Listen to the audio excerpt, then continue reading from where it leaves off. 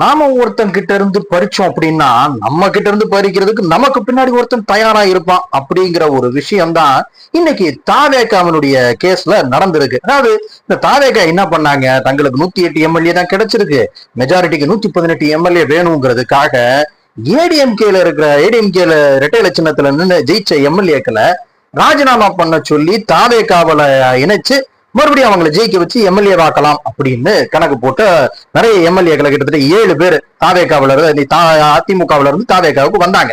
ஆனா இன்னைக்கு நிலவரம் என்ன ஆயிருக்கு அப்படின்னா, திமுக காரங்க தாவேகா எம்எல்ஏக்களை பேரம் பேசி திமுகவுல இணைக்கிறதுக்கு முயற்சி பண்ணதா சொல்லி ஒரு 3 பேர் கைது செய்யப்பட்டிருக்காங்க.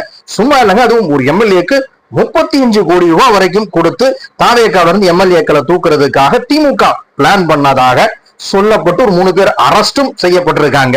அதாவது இவங்க அதிமுகவுக்கு என்ன வேலையை செஞ்சாங்களோ அதே வேலையை திமுக இவங்களுக்கு செய்ய பார்த்திருக்கு. இப்போ தாவேகா செஞ்சது சரின்னா திமுக செஞ்சது தப்புன்னு சொல்ல முடியாது, திமுக செஞ்சது தப்புன்னா அப்ப தாவேகா செஞ்சது தப்புதான். என்ன சொல்றாங்க, திமுக 35 கோடி ரூபாய் கொடுத்துச்சு அப்படிங்கிற ஒரு இது வந்துருச்சு. ஆனா தாவேகா கொடுத்தாங்களா கொடுக்கலையா அப்படிங்கிறது வெளியே வரல, அவ்வளவுதான் வித்தியாசமே தவிர மற்றபடி 2 பேரு செஞ்சதும் அரசியல் தான். இவங்க செஞ்சது ராஜதந்திரம்னா அவங்க செஞ்சதும் ராஜதந்திரம் தான். இதுதான் அரசியல். இந்த அரசியலை தான் தாவேகா செய்யறாங்க. இது சரியா தப்பா அப்படின்னு பேசுறதை விட இன்னைக்கு எது தேவை எது தேவையில்லை அப்படிங்கிறத தான் நம்ம பேசணும்.